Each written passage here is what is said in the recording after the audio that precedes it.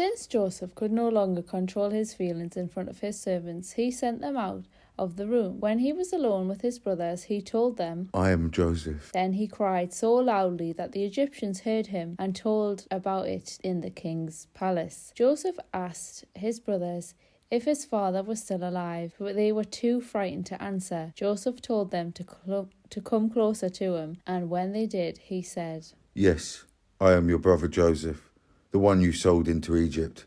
Don't worry or blame yourselves for what you did. God is the one who sent me ahead of you to save lives. There has already been a famine for 2 years, and for 5 more years, and no one will plough fields or harvest grain. But God sent me on ahead of you to keep your families alive and to save you in this wonderful way. After all, you weren't really the ones who sent me here. It was God. He made me the highest official in the king's court and placed me over all Egypt. Now hurry back and tell my father that his son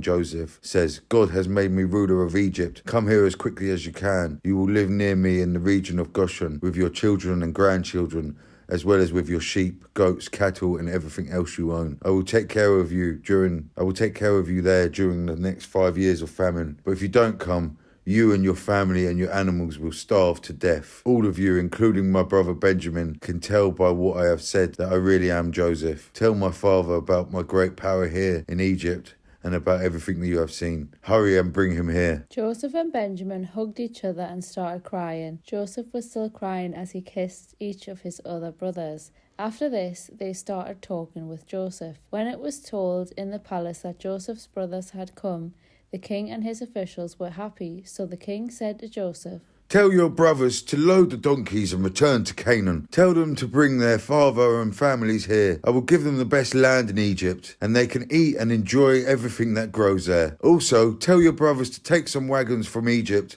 for their wives and children to ride in, and be sure to bring their father. They can leave their possessions behind because they will be given the best of everything in Egypt." Jacob's sons agreed to do what the king had said, and Joseph gave them wagons and food for their trip home, just as the king had ordered. Joseph gave some new clothes to each of his brothers, but to Benjamin he gave 5 new outfits and 300 pieces of silver. To his father he sent 10 donkeys loaded with the best things in Egypt, and 10 other donkeys loaded with grain and bread and other food for the return trip. Then he sent his brothers off and told them, "Don't argue on the way home." Joseph's brothers left, and when they arrived in Canaan, they told their father that Joseph was still alive and was the ruler of Egypt. But their father was so surprised that he could not believe them. Then they told him everything Joseph had said. When he saw the wagons Joseph had sent, he felt much better and said, "Now I can believe you. My son Joseph must really be alive,